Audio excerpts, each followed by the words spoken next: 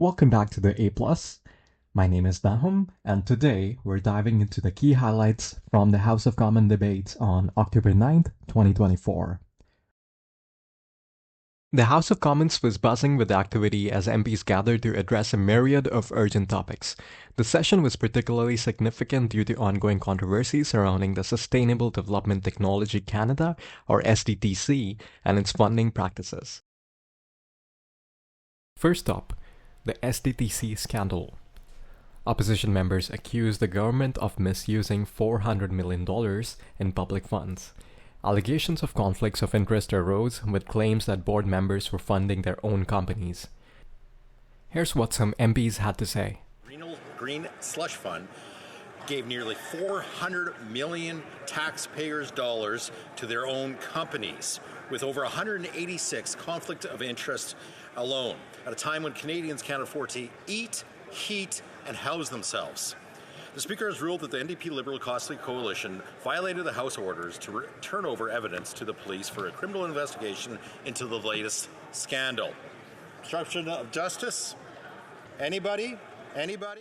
Time is up. Mr. Speaker, you ruled that the government has violated the House order to turn over evidence to the RCMP related to the $400 million Green Slush Fund scandal. Yet, the Liberal government continues to obstruct justice by refusing to turn over these documents. When will they end this cover-up? Conservatives would have liked to be working today to counter the doubling of housing costs this Prime Minister has caused, or the record food price inflation, which has been 36% higher in Canada than in the US. But unfortunately, the Prime Minister has paralyzed Parliament by refusing your ruling directing his government to turn over evidence in the $400 million Green Slush Fund scandal that the Auditor General says involves 186 conflicts of interest, with the chair of the fund found guilty. What has he got to hide? The Honourable Leader of the Government in the House of Commons. Mr. Speaker, the Leader of the Opposition is not being truthful with Canadians. It is the RCMP Commissioner himself who said the RCMP's ability to receive and use information obtained through this production order and under the compulsory powers afforded by the Auditor General Act in the course of a criminal investigation could give rise to concerns under the Canadian Charter of Rights and Freedoms. It is therefore highly unlikely that any information obtained by the RCMP under the motion where privacy interests exist could be used to support a criminal prosecution or further a criminal investigation. Mr. Speaker, let's get this. The Honourable Leader of the Opposition. This is a $400 million scandal involving Liberal appointees giving millions of dollars to their own companies, and the minister's story is now changing. Last week, she claimed that the government had given documents to the RCMP. This week, they claim that if they gave documents to the RCMP, it would cause the Charter of Rights to come crashing down. It sounds like there's a new story every week to justify paralyzing Parliament to cover up the truth. What is in these documents about this $400 million scandal that the Prime Minister is so afraid of? The Honourable Leader of the Government in the House of Commons. This is a typical witch hunt from the Leader of the Opposition to go after people who have nothing to do with this. These are files such as personnel files that contain private information of individuals who have nothing to do with what is going on. Mr. Speaker, it is the RCMP and the Auditor General themselves who raised concerns with this motion, and it is the government's view that we should send this to committee so that we can get on with the important work of this House and protect the rights of Canadians. The Honourable Leader of the Opposition. A witch hunt. The Ethics Commissioner appointed by this government has found the chair of the fund in violation of the law. The Auditor General, also appointed by this government, says there were 186 conflicts of interest involving Liberal appointees giving millions of dollars to their own companies. $400 million potential criminality, according to the main whistleblower in the scandal. Any other employer would voluntarily turn over all the evidence to the police if it had been ripped off by its own staff. What is the Prime Minister hiding? The Honourable Leader of the Government in the House of Commons. Mr. Speaker, if and when the police request that information, it will obviously be handed over. Moving on to a more uplifting topic. October is Women's History Month, and several MPs took the opportunity to celebrate the achievements of women entrepreneurs. Ms. Lisa Hefner highlighted the integral role women play in the economy, saying it's a time to recognize their contributions. Speaker, Women's History Month gives us an opportunity to celebrate the achievements of Canadian women. And since this year's theme is about women at work, I want to highlight the integral role that women play in shaping our economy. I regularly meet with women entrepreneurs in my riding of Hamilton Mountain, like Bridget Soares of Apostrophe Accounting, Julie Bobiak of the Lucaya Cafe, Julie DiNardo of Gleam Smile Center, and the Montague sisters, who founded Black-Owned, which helps uplift and promote other local businesses. And because of these conversations, I know how important this government's initiatives have been. Our national childcare strategy has helped more women enter the workforce than ever before. Our women's entrepreneurship strategy is providing loans and investments and a critical knowledge hub. And I believe measures like these are due to the fact we have gender parity in Cabinet and Canada's first ever woman finance minister. So while Conservatives just keep hurling meaningless slogans on this side of the House, we're actually getting things done. This celebration is more than just recognition. It emphasizes the need for ongoing support for women-led businesses in Canada. International issues also took center stage. The humanitarian crisis in Sudan was a focal point, with calls for increased aid and expedited immigration processes for refugees. Ms. Jenny Kwan passionately stated, "Thousands of children are facing imminent death from malnutrition. This is a stark reminder of the global responsibilities we bear." The catastrophic war rages on in Sudan. Thousands of children are facing imminent death from malnutrition. Gender-based violence targeting women and girls, including sexual assault, is being used as a weapon of war.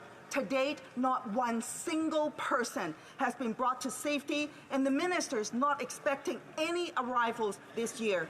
Lives are lost as they wait for their application to be processed. The NDP is once again calling for the government to expedite processing, allow trusted organizations like the IOM to help with biometrics, remove the 3,250 arbitrary application cap, and expand the program to include vulnerable children and those who were outside of Sudan prior to April 15, 2023 and can't get back home due to the war. Over 286,000 Ukrainians had arrived in Canada under the Kuwait program. Sudanese Canadians deserve equitable treatment in the world's largest displacement crisis. Hear, hear. Another crucial topic was the debate on facial recognition technology and privacy rights. The 44th report of the Standing Committee on Public Accounts stirred significant discussion on data sovereignty and the need for robust privacy legislation. I'm pleased to kick off debate today about the report of the Access to Information, Privacy and Ethics Committee. The report is about the increasing power of artificial intelligence and about facial recognition. We talk about these topics often in Trois-Rivières because these topics are of concern to my constituents. Facial recognition over the past few years has started to be basically everywhere. Our iPhones recognize us. We can unlock them with our phones. We are being recognized all over the place. We don't even have to do anything. Now, our iPhones do recognize our faces, but have members read the terms and conditions? Do we know whether we are even the owners of our own facial images? The committee decided to study facial recognition because there are many advantages to facial recognition. There are also, however, many disadvantages, and we need to be able to weigh the pros and cons. Facial recognition technology has been improving over time. The 2022 committee report is accurate, but since the arrival on the scene of generative AI, tools and facial recognition software have improved. What's challenging, though, is there's not much regulation of generative AI or of facial recognition. Madam Speaker, you may be familiar with what was said by the Privacy Commissioner in February 2021. He conducted an investigation and concluded that Clearview AI, the operator of facial recognition, had in fact flouted the Privacy Act. When consumers were looking for stores, their images were tracked in shopping malls to determine their consumer profiles. The Privacy Commissioner found this to be a step too far and in violation of the Privacy Protection Act. Now, there are some things associated with facial recognition. Let's take the discussion further. I'd like to begin by defining facial recognition. Facial recognition is the identification of a face, an image, or a digital video. It can be used in real time, live, or on static images. It finds commonalities with human faces. Now, the technology is not perfect. One day, we may be really tired and our phones might not recognize us. This technology, which can make life easier for us, can also ruin our lives. Many witnesses testified before the committee and said that for Asians or person of color, identification by facial recognition software was quite inaccurate.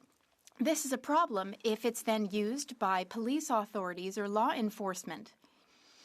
If you're looking for a witness or a criminal and the recognition rate, say, for Asian people is only 30% successful, that can be very problematic.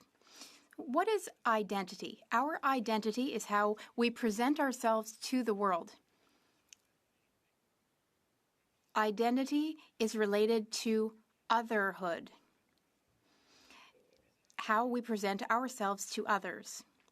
Our faces are unique, some faces less unique than others, some may say, but nonetheless, our faces are how we are identified, and that is very valuable and important.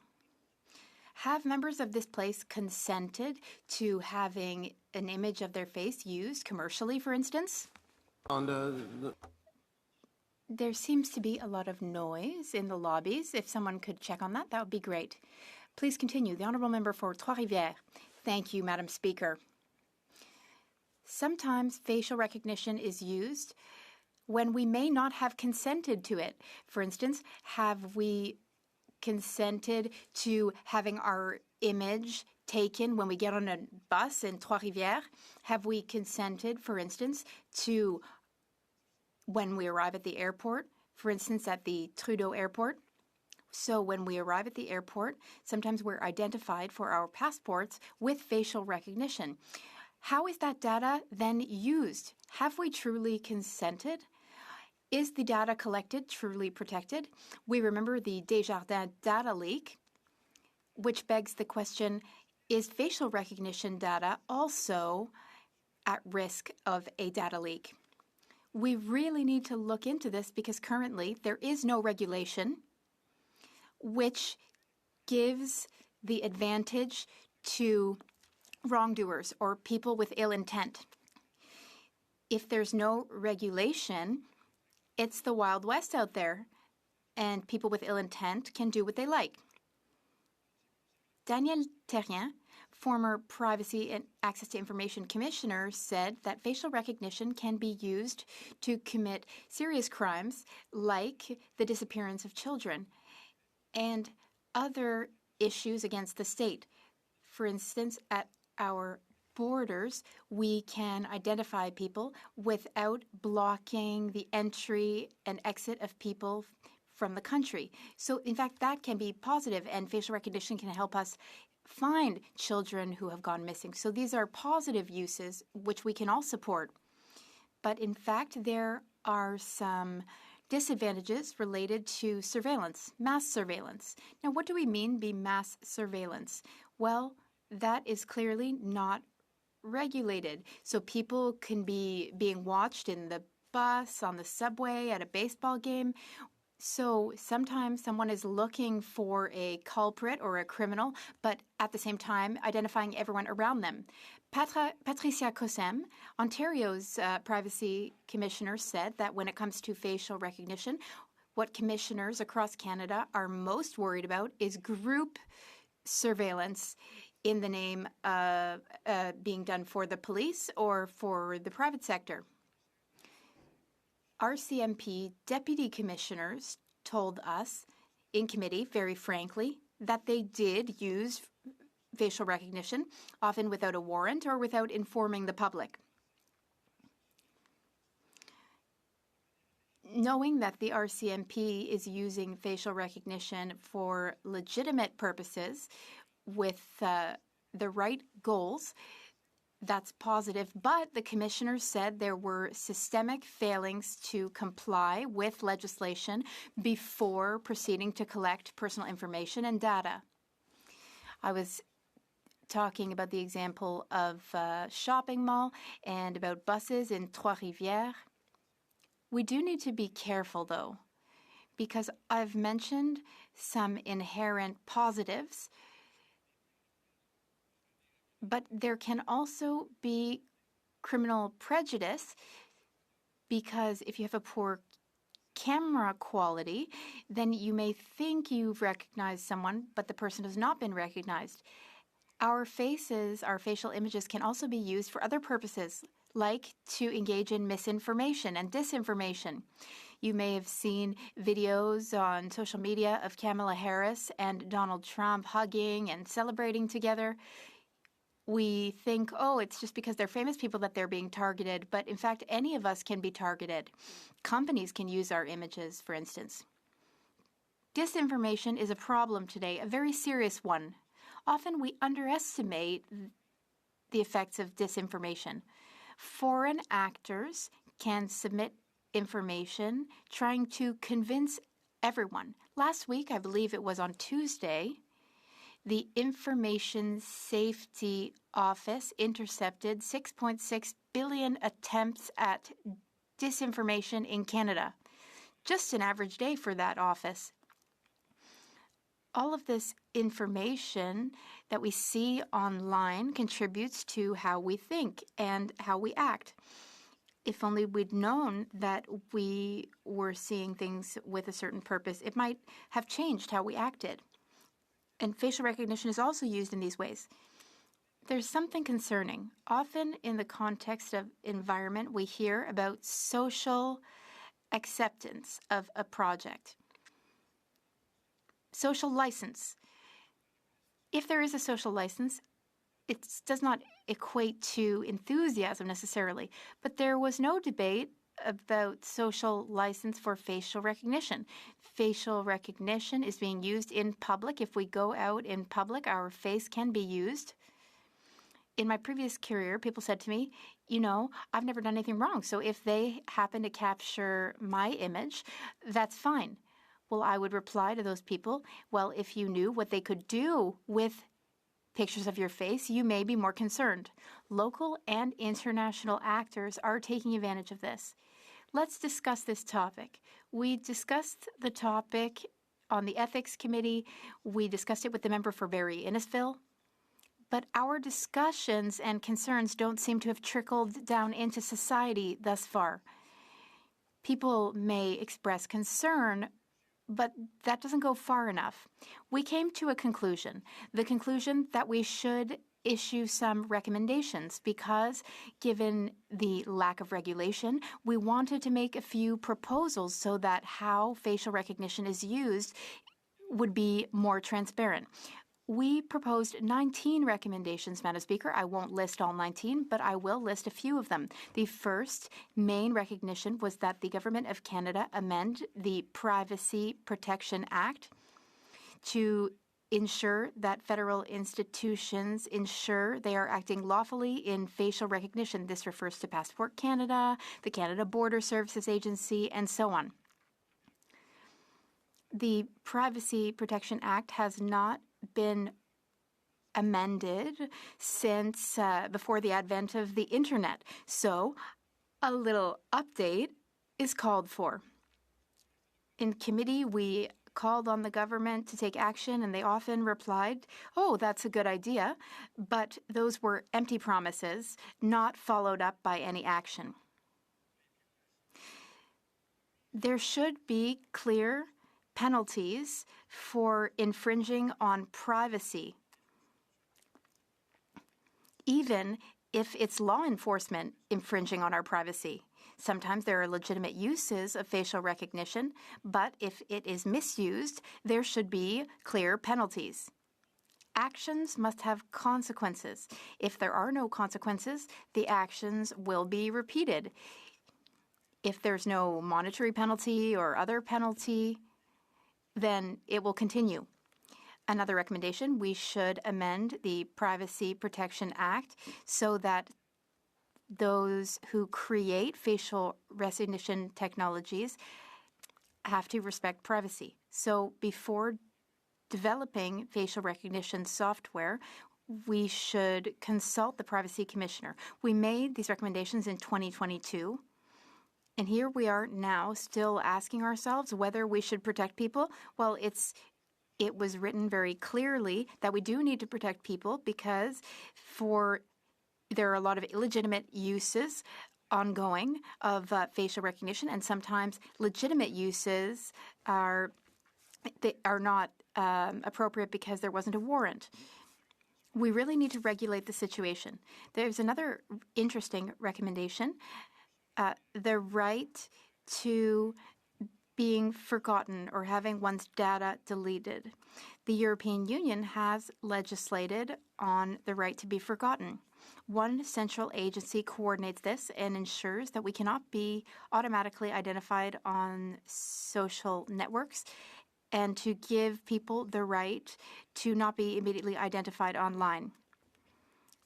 Some influencers take photos of themselves and post photos of themselves every 4 minutes, but this might not be for everyone. Some people might not want to be easily identifiable on networks, for example, through social media. So our recommendation in committee was for social media networks to automatically delete users' information and data after a certain determined period of inactivity. I won't read you the 16 other recommendations, but we understand from the recommendations, which were the result of a lengthy consultation period, we understand that provincial commissioners and those who promote facial recognition and those who condemn it, they were all unanimous in consultation that we need to do something, that we need to legislate. Before I conclude, I would like to quote Carol Puvazan from the business IMQ Law. She said, "We need to be careful. We need more transparency. But if we go ahead, we need to go ahead with a scalpel and not with an axe." What she means is that we need to be aware of this new software, of this new technology, which isn't so new anymore since that was 2 years ago. But she said that we need to be aware of advantages, but also to protect ourselves from the disadvantages, some of which I explained. As we reflect on the debates from October 9th, it's clear that the issues at hand are complex and critical. From government accountability to the empowerment of women and the protection of privacy rights, these discussions shape the future of our nation. Let us know your thoughts on these issues in the comments below. And don't forget to subscribe for more insights into Canadian politics. Until next time, stay informed and engaged.